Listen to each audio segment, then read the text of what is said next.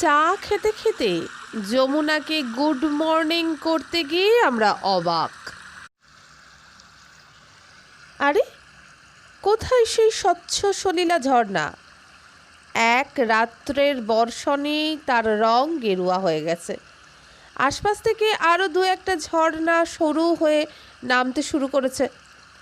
আমাদের গুরু মহারাজ এসে গেছেন, সঙ্গে এক ঘোড়াওয়ালা, তার নাম সুজন সিং।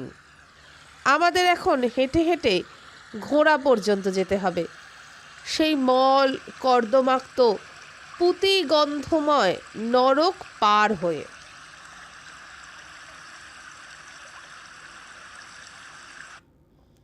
ছাত্রাবস্থার দুটো সোয়েটার, একটা ডাবল কোট, দুজোড়া মোজা, টুম্পির পিটি শুজ এবং মাফলারে নিজেকে বেশ সুরক্ষিত মনে হচ্ছে।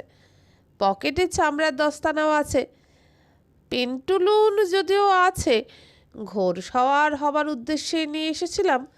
শিবু বাক্সে ভরেই দিয়েছিল, কিন্তু এখানে বড্ড বেমানান লাগবে মনে হলো। রঞ্জন আর পিকোলো দুই ভাইয়ের মতো সেজে গুজে শার্ট প্যান্ট পরে, নতুন কেটস জুতো, সোয়েটার, মাফলার, কোটে রেডি, খুব স্মার্ট। পিকোর মাথায় আবার স্কার্ফ। স্কার্ফ মানে 5 মিটারের 1 মিটার নীল সুতি ছিট ঋষিকেশ বাজার থেকে কিনে মাঝখানে লম্বালম্বি ছিঁড়ে আধখানা করে নিয়েছি। স্কার্ফ মা মেয়ের চুলে বাঁধবার জন্য, মাকে যাতে গাইয়া এবং মেয়েকে যাতে মেম সাহেব মনে হচ্ছে। যমুনা আর হনুমান গঙ্গার মিলন ক্ষেত্র এই হনুমান চটি। সেই সঙ্গমটা যে কি অপূর্ব! দুটি রাগী পার্বত্য ধারা ফুঁসতে ফুঁসতে এখানে এসে মিশেছে। জলটা যেন ফুটছে, পাথরে জলে ফেনায় ছিটিয়ে, আশ্চর্য এক চেহারা। আমি ব্রিজের ওপর দাঁড়িয়ে বললুম, একটা ছবি তুলি। রঞ্জন এবং পিকো বলল, এখন থাক, পরে। ফলে ছবি তোলা হয়নি। ফিরেছি বৃষ্টিতে, সন্ধ্যায় ম্লান মন খারাপের মধ্যে। অস্বস্তিতে যমুনোত্রীর পথে রওনা হলুম। বৃষ্টি পার হয়েই দুটি খুদে খুদে খচ্চরের পিঠে চড়িয়ে দিলেন মহারাজ। সুজন সিং একটায়, আর সঙ্গে অন্যটার দড়ি ধরে আছে একটি গুড়গুড়ে খুদে বালক, রবীন্দ্র সিং তার নাম। খচ্চরের পিঠে বসে মনে হলো পড়ে যাচ্ছি, পড়ে যাবই, পড়ে যাওয়া থেকে নিস্তার নেই। মাধ্যাকর্ষণ যেন ডাকিনী মায়া হয়ে আমাকে জড়িয়ে ধরেছে। অথচ ঘোড়ায় চড়েছি বহুবার, কিন্তু খচ্চরে চড়িনি। এই খচ্চর আবার সাইজে গাধার মতো। পিকোকে বেশ মানিয়ে গেল, যেন চিরকাল ও এভাবেই জীবনযাপন করেছে। যা দেবী সর্বভূতেষু খচ্চর পৃষ্ঠে আরহিতা। রঞ্জন স্মার্টলি লাফিয়ে পাহাড়ে উঠল। ও পাহাড়ের পথে হেঁটেই চলল। এই ডান দিকে হনুমা গঙ্গার খাদ, বাঁ দিকে পাহাড় কেটে রাস্তা। মাথার কাছে পাথরের চাঁইগুলো ঝুলে আছে। সির বাঁচাকে বলে সতর্কবাণী হাঁকছে সব ঘোড়াওয়ালা। একটু পরে পথ বাঁক নিল। বাঁ হাতে এলো গভীর খাদের যমুনা, আর ডান দিকে পাহাড়। পথ চওড়া খানিকটা, বড় বড় গাছের ছায়ায় ঢাকা। ফুলে ফুলে পথ ছেয়ে আছে। কি ফুল, কি ফুল! মন্দার। দেখতে ঠিক চেস্টনাট গাছের মতো। ফুলও কি ফুল বললে? মন্দার। এই তবে মন্দার তরু। দেশে মদারি গাছ, বিদেশে চেস্টনাট ট্রি, আর এই মন্দার। এরা কি সব একই গাছ? কে বলে দেবে? মন্দার পুষ্প বড় সুশ্রী। পথটি শুষ্ক শ্যামল, ঝোপঝাড় গাছপালা ফুলে ফুলে ভর্তি। পিকো কেবলই হাত বাড়িয়ে বাড়িয়ে ফুল তুলছে।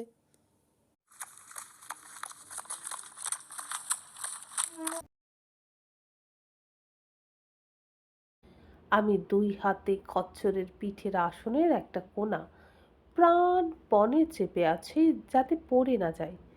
লাগাম টাকাম রাশটাসের বালাই নেই বলে ব্যালেন্স রাখা খুব শক্ত। কুন্দন সিং যত বলে উতরায়ের সময়ে পেছনে হেলে থাকতে হবে আর চড়াই ভেঙে ওঠার সময় ঝুঁকে থাকতে হবে, আমার কিছুতেই মনে থাকে না, কেবলই উল্টোপাল্টা হয়ে যায়। আর প্রধান শত্রু পেছনেই আছে, কেবলই চেঁচায়, এবার ঝুঁকে, এবার হেলে।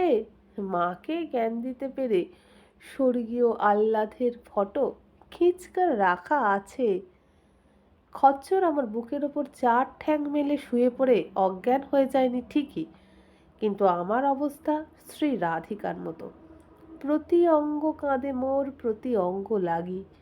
এই শীতেও স্বেদ কম্প সব কিছুই দেখা দিয়েছে এবং দুই পায়ের ডিমে ক্রমাগত সপ্রেম রাম চিমটি কাটছে খচ্চরের স্যাডেলের বেল্ট। পা কোথায় ঢোকাবো, রেকাব নেই। যে নেয়ারের দড়িটি ঝুলছে তার ফাঁসের মধ্যে পা গলাতে হবে, এদিকে পা ফিট করছে না। ফাঁসটাস ঢের নিচে, পায়েরা আপন মনে ঝো ঝুল্যমান। পায়ের নিচে মাটি তো নেই, রেকাব দড়ি ফাঁস কিচ্ছু নেই। বিশুদ্ধ পার্বত্য বায়ু খেলে যাচ্ছে, ফলে আমার আত্মবিশ্বাসের কিঞ্চিত অভাব দেখা দিয়েছে। পিকর হাতেও শীট আঁকড়ানো, কিন্তু আমার ক্ষেত্রে ঈশ্বরই একমাত্র সাপোর্ট। কেননা পা রেকাবে ভরা আছে, তবু পিকর ক্ষেত্রে রক্ষে। হাতেও সাপোর্ট নেই, পায়েও সাপোর্ট নেই। খচ্চরটি অবশ্য আমার চেয়ে ঢের বেশি ভদ্রমহিলা। তার নাম জমনি। সে তার গতিপথ ভালো রকম চেনে এবং মনিবের সব কথাই বশংবদ কুকুরের মতো পালন করে। অত্যন্ত ভয়ে কাঁটা হয়ে যাচ্ছে। বাঁদিকে যমুনার খাদ। সুন্দর দৃশ্য নিশ্চয়ই আছে, কিন্তু দেখবার সুযোগ নেই। ঝুঁকে এবং হেলে, হেলে এবং ঝুঁকে, স্যাডেল আঁকড়ে এবং সামনে দেখে চক্ষু, কর্ণ, পেট, পিঠ, ঘাড়, কাঁধ, হাত, পা প্রত্যেকটি অঙ্গের যথাযথ অস্তিত্ব সম্পর্কে ক্রমশই উত্তরোত্তর নিঃসন্দেহ হয়ে উঠছে। ব্যথায় ব্যথায় সামনে হঠাৎ দেখলুম তিনটি গাছের মোটা মোটা শিকড়, তার উপর দু একটা পাথর। পথ বলতে এই, তলা দিয়ে যমুনার লীলা চাঞ্চল্য দেখা যাচ্ছে। খচ্চরের পা তার উপর পড়ছে দেখেই চক্ষু মুদিয়া ইষ্টডপ করিতে লাগিলাম। তারপর পেছন ফিরে দেখলুম মেয়ে আছে, হ্যাঁ আছে। রঞ্জন হেঁটে আসতে আসতে অনেক পেছিয়ে পড়েছে। প্রচুর জাট আর রাজস্থানী যাত্রী, কি বর্ণ বৈচিত্র্য! গাঢ় হলুদ, গাঢ় লাল, ম্যাজেন্ডা, ঘন নীল ঘাগরায় আর ওড়নার মধ্যে দেখেছি এই রঙগুলিরই প্রাধান্য। পায়ে কেডস অথবা নাংরা জুতো, কেউ কেউ আবার কেডসের পিছন দিকটা কেটে চটি জুতোর মতো বানিয়ে নিয়েছে। জুতোর ওপরে মোটা মোটার উপর ঝমর ঝমর মল বাজছে। হাতে মোটা বালা, কঙ্কন, রঙিন গালার ওপরে হীরের মতো কাঁচ বসানো চুড়ি, কি সুন্দর সব অলংকার! আভরণ সত্যিই যে মানুষকে এত সুন্দর করে আর একবার প্রমাণ পেলাম। বৃদ্ধাদেরই গায়ে বরং রূপোর ভার বেশি। অল্প বয়সীদের মল চুরির মতো সরু হয়ে এসেছে, তাদের গলার হারও সরু। বৃদ্ধাদের গলায় মোটা মোটা হাঁসুলি, সীতাহারের মতো গয়না শার্টের বুকের ওপরে লুটিয়ে আছে। ঘাগরার সঙ্গে শার্ট পরাই এদের স্টাইল। আর কাঁচুলিও আছে, বুকের মধ্যে ওড়না গোছা, মাথায় তোলা, ভোট কম্বল কাঁধে, প্রত্যেকের হাতে লাঠি। রঞ্জন লাঠি নিতে ভুলে গেছে, অনেকক্ষণ ওকে দেখা যাচ্ছিল, একসময় হারিয়ে গেল। এই জায়গাটার নাম কি গো? পথটা অসহ্য সুন্দর, অনেকক্ষণ বাদে একটা উপত্যকায় এলাম। গম হচ্ছে, যব হচ্ছে, ধানও হচ্ছে। ছোট ছোট বারান্দার মতো কোনাচ কাটা প্লটে। রাস্তা চওড়া হলো। এখানে দু একটা ধর্মশালা। কালী কমলিওয়ালার উঠোনে একটি কচি বউ কাপড় কাচতে কাচতে বলে উঠল, এই জায়গাটার নাম কি গো? খালি গায়ে ধুতি পরা এক ভদ্রলোক গামছা শুকোতে দিতে হি হি করে কাঁপতে কাঁপতে বললেন, ফুলচট্টি। বুকের পৈতেটা দেখা যাচ্ছে। হঠাৎ খাস বাংলা কথা শুনে প্রাণ জুড়িয়ে গেল। মুহূর্তের জন্য ভুলে গেলুম খচ্চরে বসে আছে। চারিদিকে হিমালয়, ঠিক কলকাতার মতো চিরচেনা বোধ হলো। তারপরেই দেখতে পেলাম সেই কাকটাকে, এবং খেয়াল হলো এতক্ষণ একটাও পাখি দেখিনি। এত গাছগাছালির ভেতর দিয়ে এলুম, একটা পাখির ডানার শব্দ, একটা পাখির ডাক কানে যায়নি। আশ্চর্য তো! আর দেখিনি বেড়াল। সেই জগৎ সিংহের দৃষ্ট অলক্ষণে বেড়ালের পরে দেরাদুন থেকে ফুলচটি অবধি একটা বেড়ালও দেখিনি। কেবল কুকুর আর কুকুর। ফুলচটির পর রাস্তা কিছুটা সহজ হলো। খানিকক্ষণ পাহাড়ের গায়ে সারা পথে নানান উপদেশ লেখানো আছে। বেশিরভাগই সরকারি নির্দেশ, স্বাস্থ্য বিভাগ থেকে, পিডব্লিউডি থেকে, গাড়োয়াল মণ্ডল বিকাশ নিগম থেকে। তীরে যাত্রীদের জ্ঞান দিয়েছে। রাস্তায় মাঝে মাঝে ছোট ছোট সাদা রং করা ক্যানভাসের হাফ ঘর, 4 ফুট বাই 2.5 ফুট হবে। তার গায়ে বড় বড় 2 বাই 1 হরফে লেখা শৌচাগার, মূত্রালয় ইত্যাদি। তার উপরে মহিলা পুরুষও চিহ্নিত আছে, এবং কাছ দিয়ে যাবার সময় নাকে কাপড় দিতে হয়। জলের কোনো বন্দোবস্ত দেখিনি। ঝাড়ু বালতি সমেত কোনো মূর্তিও কোথাওই চোখে পড়েনি। তবে পাহাড়ের গায়ে অনবরত লেখা আছে টিকে নেবার কথা, কলেরার ইঞ্জেকশন নেবার কথা। লেখা আছে লেবু খাও, রোগ থেকে বাঁচবে, বা চলতি পথে যাত্রীদের সাহায্য করুন, দাস্ত বমির ওষুধ এক্ষুনি খাও, দেরি করো না। ওষুধটা দেবে কে? পথে স্বাস্থ্য বিভাগের কোনো আপিস চোখে পড়েনি, এমনকি কোনো ফার্স্ট এডও না। অথচ কি কঠিন পথ! কত যাত্রীই তো অসুস্থ হয়ে পড়ছেন। প্রধানত বৃদ্ধ বৃদ্ধারা গ্রাম থেকে আসেন এখানে। স্বাস্থ্য বিভাগের স্লোগান তাদের রক্ষাকর্ম কতটা করছে কে জানে। এই জন্যই বোধহয় স্বাস্থ্য বিভাগ থেকে প্রায়ই লেখা হয়েছে, ভগবান আপকো যাত্রা সফল করে। কেননা আমরা সাহায্য করতে পারছি না। জানকী চটিতে স্কুল আছে, গ্রাম্য বালক বালিকারা যায়। সুরত সিং গাড়ির পথে আস্তে আস্তে বলেছিল বটে, বহু গুণাজি হিমাচল প্রদেশের ওপর বহু উপকার করেছেন।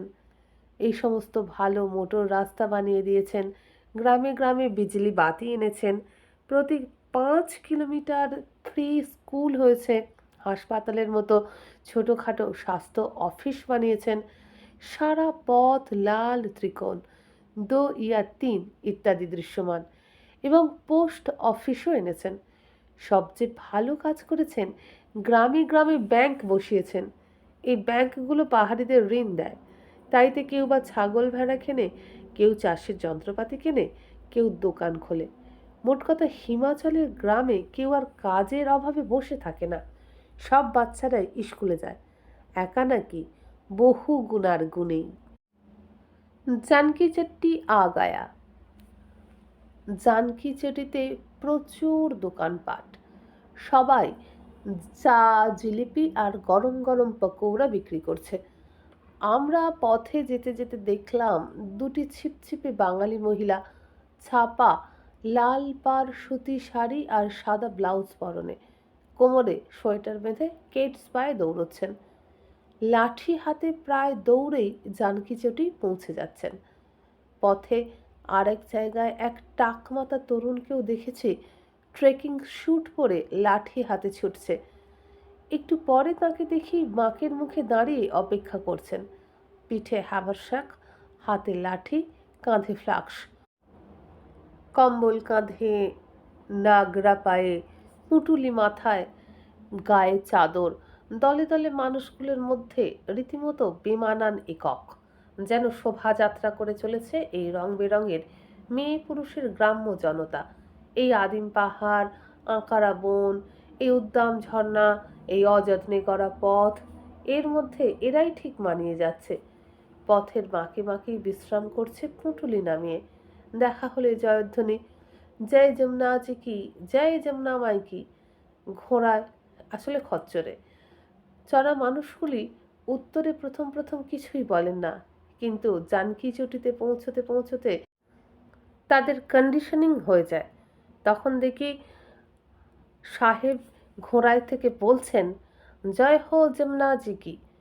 পুঁটলি মাথায় পদযাত্রী বুড়ির দিকে চেয়ে।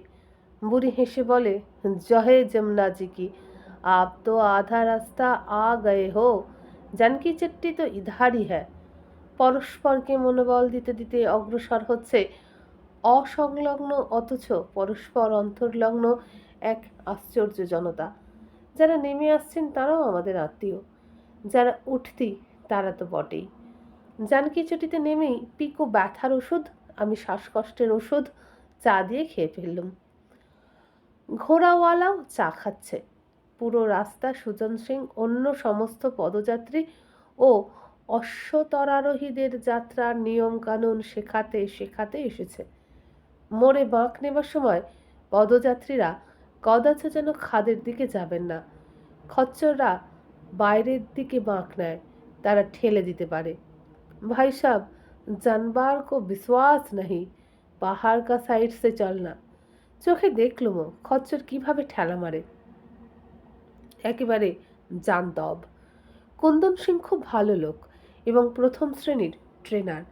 খুদে রবীন্দ্র সিংকে সে যত্নে শিক্ষা দিতে দিতে আসছে।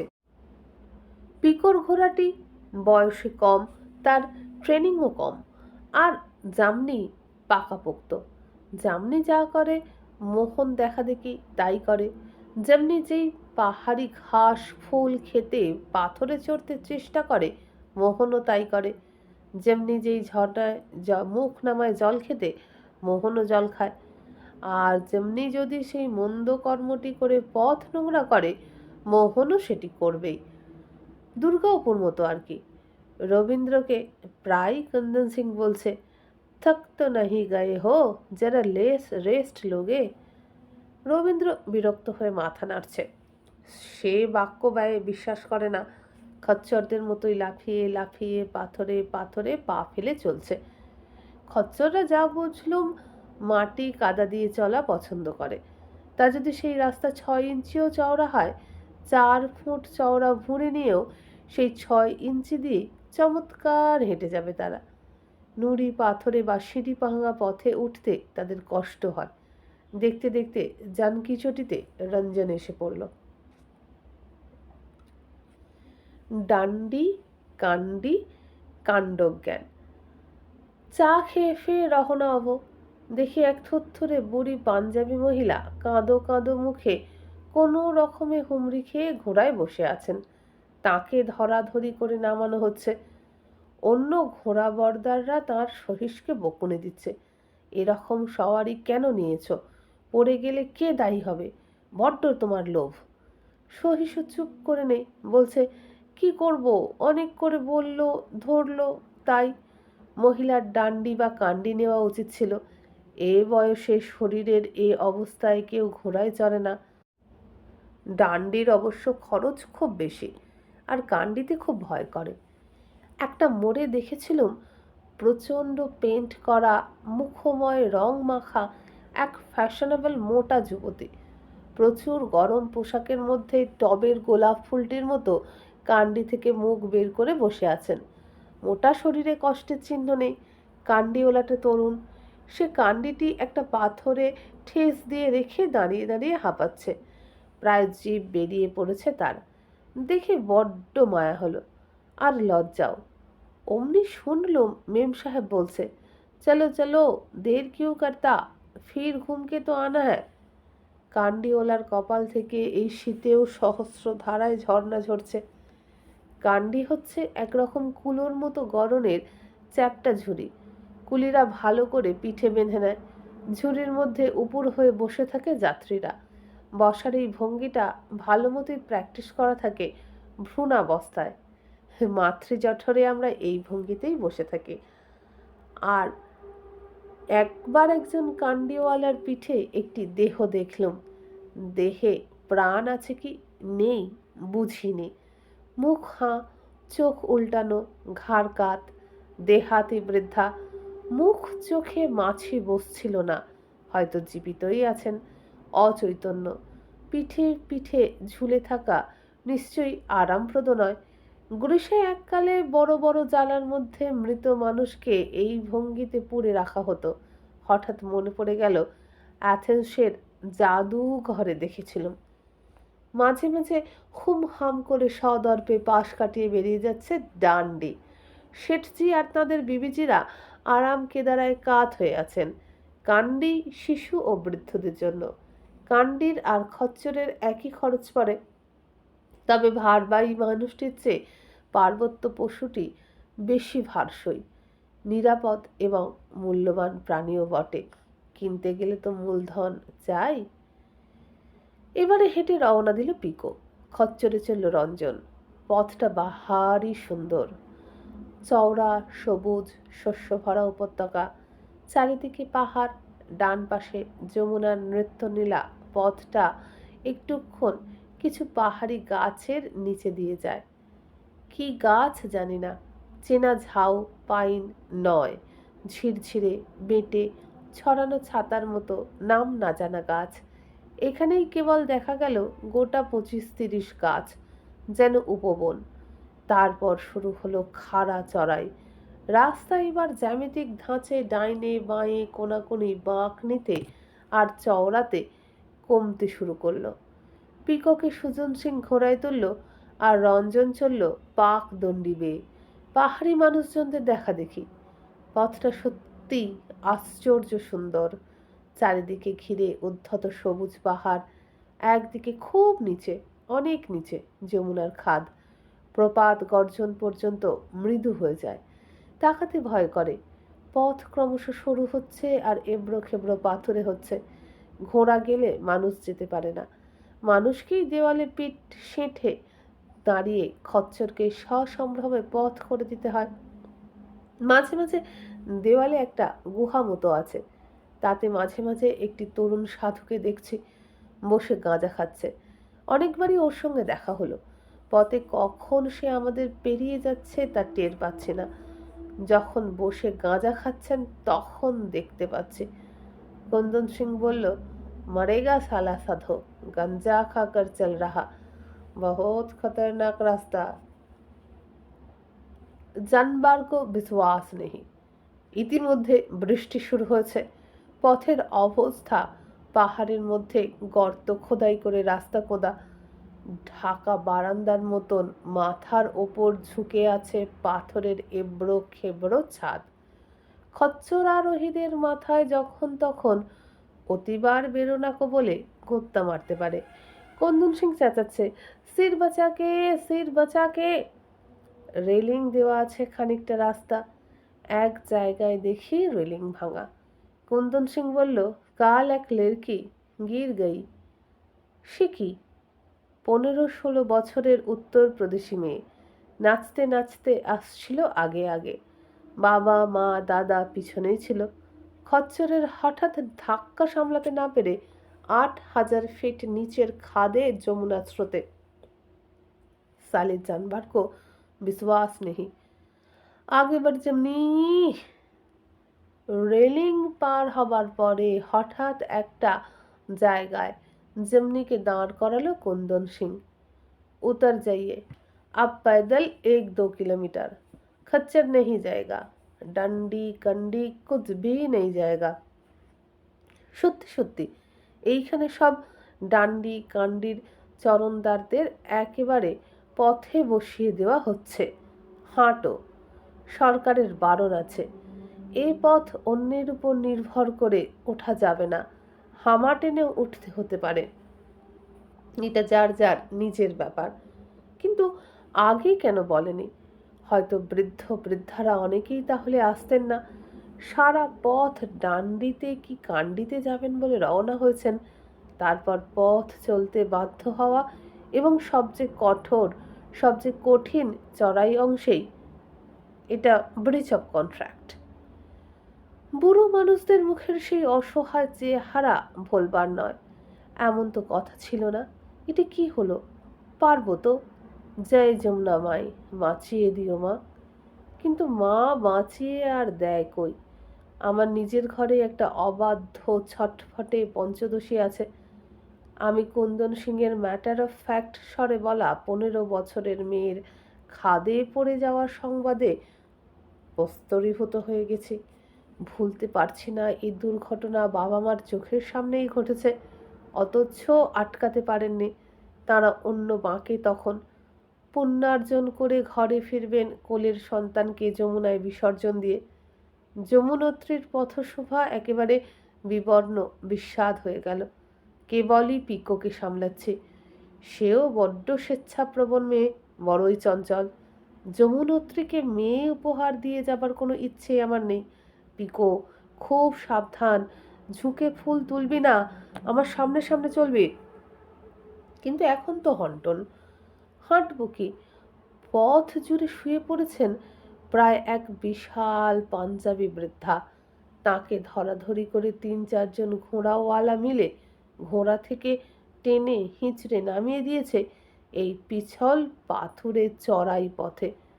তিনি কেঁদে ফেলেছেন আর কেবলই বলছেন, আমার ছেলে কই, আমার থলি কই, মেরা বেটা, মেরা থলিয়া। একে জানকী চটিতে দেখেছিলাম। ভারী শরীর, প্রায় 80 বছর বয়স। হিসি করে ফেলেছেন দৈহিক স্ট্রেনে এবং প্রাণ ভয়ে। ঘোড়ার সঙ্গে কোনো আত্মীয় বন্ধু নেই। সহিষ্টি, খুব দুষ্টু, খুব ধমকাচ্ছে এবং রুক্ষ ব্যবহার করছে। যেহেতু একই গ্রাম্য, জরা বিধ্বস্ত এবং অবস্থাপন্ন নিশ্চয়ই নন, তাহলে ডান্ডি নিতেন। এই বয়সে কেউ এই রকম খচ্চরে ওঠে এই রকম পাহাড়ি রাস্তায়? পিকলো তাড়াতাড়ি এগিয়ে যায়। আমরা তাকে হাত ধরে পথ থেকে তুললুম। চলুন মাই, আমাদের ধরে ধরে চলুন, কোনো ভয় নেই। 2 হাতে পিকো তাকে জড়িয়ে ধরল। নিজেই পায়ের টাটানি ব্যথায় ভালো করে পাটাও ফেলতে পারছে না, আর আমি তার ডান হাতটা শক্ত করে ধরলুম। হাঁফে ভদ্রভাবে শ্বাস প্রশ্বাস ফেলতেও জানি না। তারপর 3 রুগীর অপূর্ব প্রসেশন যেমন তেমন করে এগিয়ে চলল ট্যাড়া বাঁকা হয়ে যমুনত্রী অভিমুখে। প্রথমে উনি খুন খুন করে কাঁদছিলেন, ক্রমশ থামলেন, অল্প অল্প কথাও বললেন। ছেলে নিচে, হেঁটে উঠছে 2 নাতিও। থলিটি খচ্চরের গলায় বাঁধা। সে বেটা আগে চলে গেছে, তাতেই সর্বস্ব। এখন উঠতে হাঁটতে পেরে সেই যথা সর্বস্ব বিষয়ে উদ্বেগ হচ্ছে। ভাববেন না মাই, এরা চোর নয়, থলি ঠিকই থাকবে। আশ্বস্ত হয়ে উনি পা ঠিক মতো ফেলবার চেষ্টা করতে থাকেন। জলন্ধরের এক গ্রামে ওদের বাড়ি। ছেলের সঙ্গে 4 ধাম করতে বেরিয়েছেন। যমুনত্রী প্রথম ধাম। এমন জানলে আসতাম না। মরে যাব ঠিকই, নিশ্চয়ই মরে যাব। কেউ বলেনি এত হাঁটতে হবে, কেউ বলেনি ঘোড়া এত ভয়ঙ্কর। বলতে বলতে প্রায় কেঁদেই ফেলেছেন। অনেক কষ্টে শিশুর মতো ওকে ভুলিয়ে ভালিয়ে হাঁটি। পথশ্রমে বাক্যালাপ আপনি বন্ধ হয়ে যায়। আমাদের ঘোড়াওয়ালা যে যার ঘোড়া নিয়ে সবাই অনেক এগিয়ে গেছে। কারোর টিকি দেখা যাচ্ছে না। কেবল ওর ঘোড়াওয়ালা যাচ্ছে সঙ্গে সঙ্গে, স্বেচ্ছায় নয়, অন্য ঘোড়াওয়ালাদের চাপে। এক এক সময় পথ খুবই খারাপ, যেখানে তখন এসে সাহায্য করছে ওকে। পথটাও যেন ফুরোতে চায় না, যদিও আমার এটাই ভালো লাগছে। গাছপালা, পথ, পাথর, ঝর্ণা, আর ওদিকে পাহাড়ের গায়ে 4-4টে ধপধপে গ্লেশিয়ার। চোখ মেলে তবু দেখতে পাচ্ছি। খচ্চরে চললে মন এতই একাগ্র, কেবল মাথার ওপরের পাথর, সামনের মানুষ আর নিচের রাস্তাটি ছাড়া কিছুই দেখতে পাওয়া যায় না। অথচ টের পাচ্ছি যেতেছে বহিয়া সুসময়। একসময় হামাগুড়ি সত্যিই প্রায় দিতে হলো। বৃষ্টি পিছল পথ, সিঁড়ির মতো বড় বড় পাথর সাজানো, কখনো বা ঝর্ণার ভিতর দিয়ে যাওয়া। আমার মাথায় ডাফল কোটের হুড, পিকো রেনকোটের ঘোমটা দিয়েছে। ছাতা রঞ্জনের কাছে। রঞ্জনকে আর দেখিনি। ব্র্যান্ডি গ্লুকোজ রঞ্জনের কাছেই আছে। অতএব বৃদ্ধাকে সাহায্য করার উপায় নেই। আবার ঠেলে ঠুলে অতি কষ্টে, দুর্গা শ্রীহরি সংকট নাশেনি বলে তো মাইকে তার খচ্চরে তুলে দেওয়া হলো।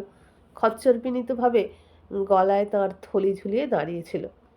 থলি দেখেই আত্মবিশ্বাস ফিরে পেলেন মহিলা। ওকে রওনা করে আমরাও উঠে পড়ি। উঠে পড়া অত সোজা নয়। আমার প্রত্যেক বাড়ি মনে হচ্ছে এই শেষ, আর নয়। দুই পায়ের ডিমে বিশ্রী কালশিটে পড়ে গিয়েছে। জানি না কিসের ফাঁদ। সমানে চিমটি কেটে যাচ্ছে ওই একটা স্পটে। আর ঘন্টাখানেক, 4 ঘন্টা হয়ে গেছে। নামছেন এমন হলুদ পাগড়ি বাঁধা একটি দেহাতি বৃদ্ধকে যেই বলেছি যমুনা মাই কি জয়, ঠিক কলকাতার বিসর্জন পার্টির সুরে।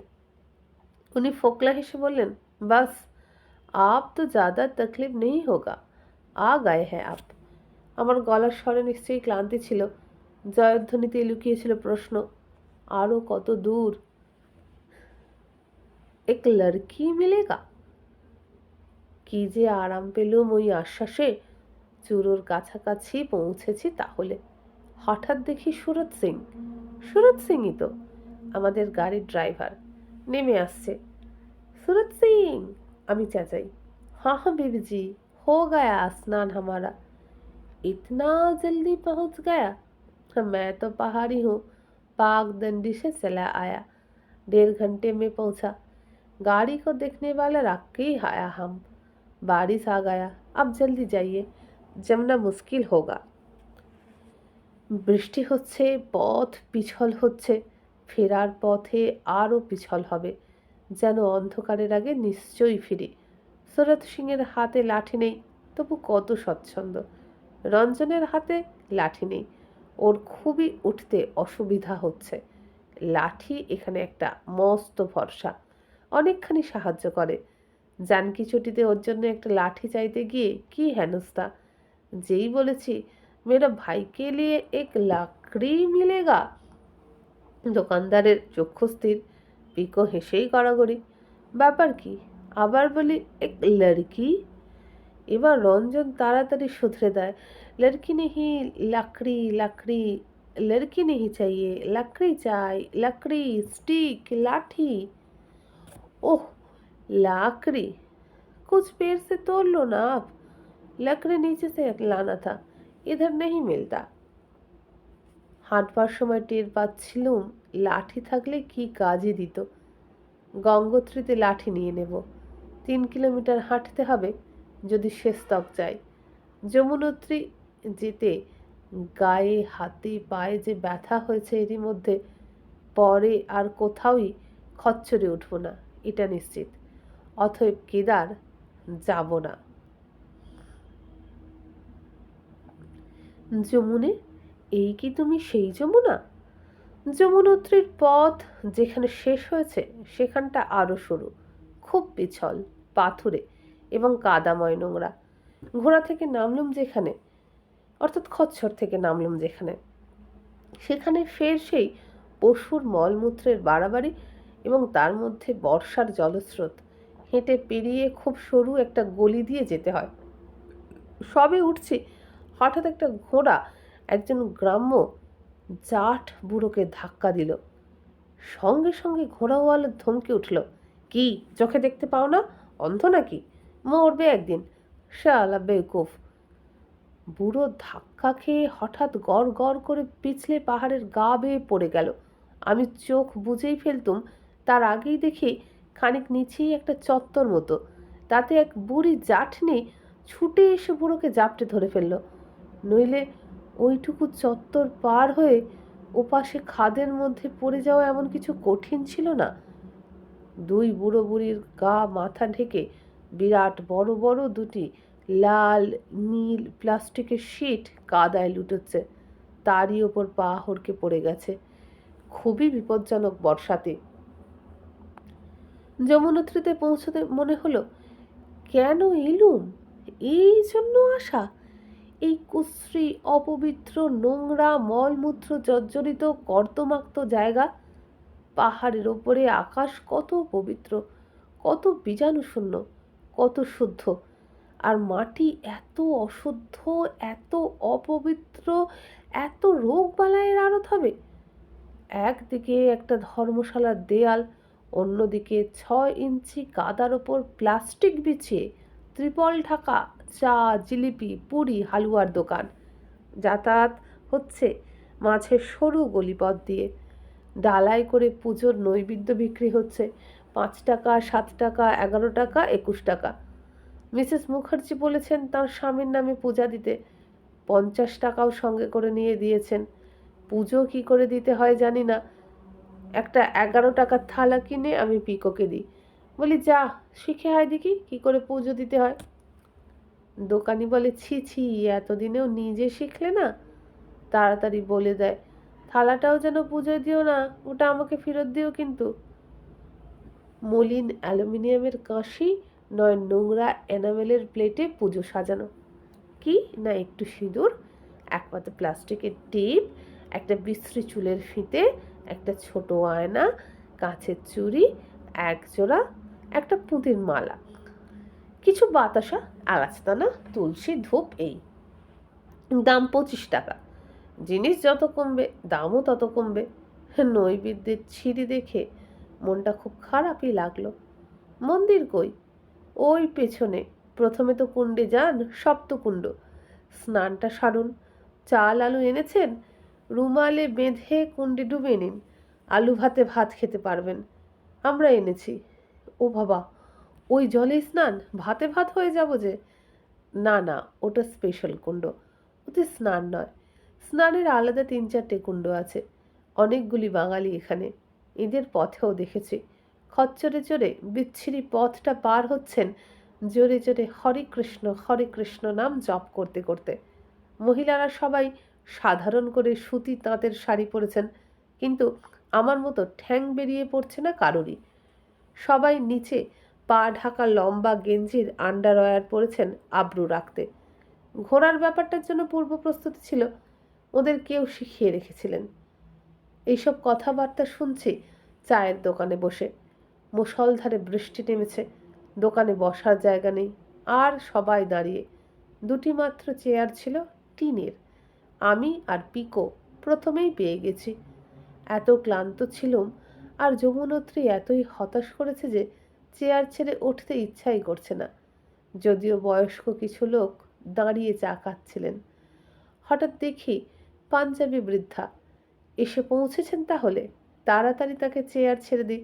মেঝেতে বসার জায়গা নেই, সবটা কাদায় কাদায় লেপে গেছে। ইতিমধ্যে রঞ্জনও এসে যায়, হাতে একটা ভাঙা গাছের ডাল ল্যাকপ্যাক করছে। খেয়েছে দিদি, এই না লড়কি। চা, জিলিপি, পুরি, হালুয়া দারুণ জমলো। চায়ে ব্র্যান্ডি মিশিয়ে খাই, বৃদ্ধাকেও খাওয়াই। দাবায় দিয়া চাय में कुछ दवाई डाला, ऐसा लगता है क्यों? বলে নাক ভুরু কুচকোতে কুচকোতে উনি চা খেয়ে নিলেন। এরপর গ্লুকোজের প্যাকেট খোলা হলো। রঞ্জন কোনোটাই খায়নি। বৃদ্ধাকে গ্লুকোজ খাওয়ানো এবং সঙ্গে সঙ্গে পথের জন্য দেওয়াও হলো। ইতিমধ্যে নাতি দুটি এসে গেছে। নাতি দেখে ঠাম্মার ফোকলা মুখে কি হাসি। ছেলের জন্য অপেক্ষা করে আছেন। আমরা কুণ্ড দেখতে চললাম।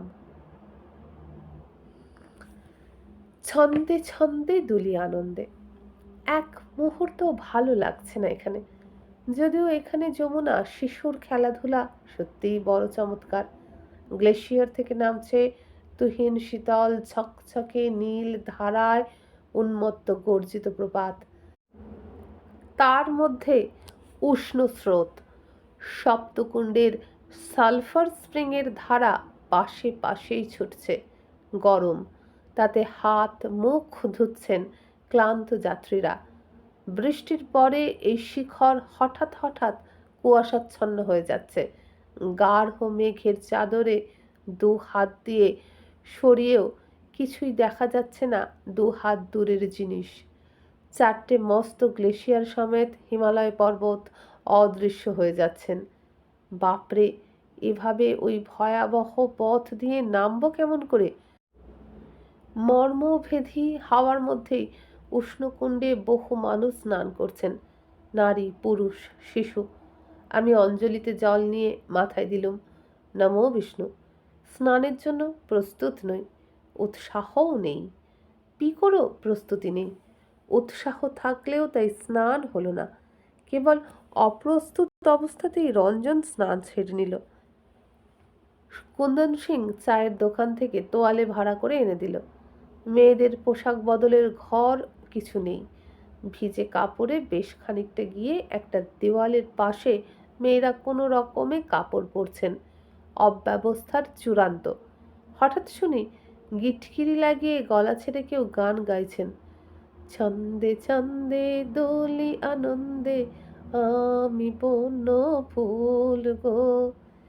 এক 50 ভদ্রলোক, সদ্য স্নাত, পরনে গামছা, শীতের চোটে গলায় গান বেরিয়েছে। বাঙালি না হলে এমন জমাবে কে? মন্দিরও দেখবার মতো নয়, একটা বসবার চাতাল পর্যন্ত নেই। এত কষ্ট করে প্রাণ হাতে নিয়ে এই যে ছুটে আসছে গ্রাম গ্রামান্তর থেকে বিশ্বাসী মানুষ, তাদের বিশ্বাসের, তাদের বিশ্রামের কোনো ব্যবস্থাই নেই, বসবার পর্যন্ত ঠাঁই নেই। তারা এসে একটু জুড়াবে কোথায়, একটু গা এলাবে কোথায়? দুটো যে খাবে রেঁধে বেড়ে, তারই বা জায়গা কই? ওই এক কালি কমলিওয়ালা ধর্মশালায় আছে। বিশ্ব প্রকৃতি যমুনোত্রীকে যতদূর সম্ভব সুন্দর করেছেন, স্বাস্থ্যকর করেছেন, আর আমার দেশের মানুষ তাকে সাধ্য মতন অসুন্দর, অস্বাস্থ্যকর করেছে। পাশ্চাত্য সংস্কৃতিতে দেখেছে নৈসর্গিক রহস্যবিহ্বল কোনো সুন্দর জায়গাকে, হোক তা পর্বতচূড়া বা সমুদ্র তীর, পশ্চিমী মানুষ মানুষের ভোগের উপযুক্ত করে তোলে। পারলে সেখানে সরাইখানা খোলে, নিদেন পক্ষে সুঁড়িখানা বসায়, পাবলিক টয়লেট বসায়, নিসর্গ দৃশ্য ভালো করে দেখবে বলে বাইনোকুলারও বসায়, সম্ভব হলে ট্রেকিং, স্কিইং, সুইমিং, বোটিং ইত্যাদি খেলাধুলোর বন্দোবস্তও করে। আর আমরা সেই একই জায়গাকে ঈশ্বরের ভোগের ঠাঁই করি, মন্দির স্থাপনা করি। সেইভাবেই আমরা আনন্দ উপভোগের ব্যবস্থা করি। মনটাকে ঊর্ধ্বে তুলে শরীরের সুখ স্বস্তি নয়, চিত্তের আনন্দ, শান্তির দিকে তাকাই। কত তফাৎ দুটো সভ্যতায়! এই ভেবে এতদিন আমার গর্ব হতো। যমুনোত্রীতে এসে বুঝলুম আমরা নশ্বর দেহধারী, সভ্যতা শাসিত মর্তবাসী। আমাদের পরিষ্কার টয়লেটের খুব দরকার। 5 ঘন্টা খচ্চরে অথবা 8 ঘন্টা পদব্রজে এই পর্বত শৃঙ্গ অভিযানের পর শরীর বিশ্রাম চায়, বসতে চায়, একটু স্বস্তি চায়। বেশিরভাগই আসেন ভক্তিপ্রাণ বুড়ো মানুষ। তাদের অপরিসীম ক্লান্তির অপনোদন ঠিকভাবে হয় না। এই মন্দিরের দর্শনে সুখ নেই। অনতিবিলম্বেই উত্তরপ্রদেশ সরকারের উচিত পথে টিকে দেবার এবং ডাক্তারের ব্যবস্থা করা, বিশেষত যেখানে ডান্ডি কান্ডি ঘোড়ার যাত্রীদের বিনা নোটিশে পদব্রজে পর্বতারোহণ করাচ্ছেন সেই অংশে।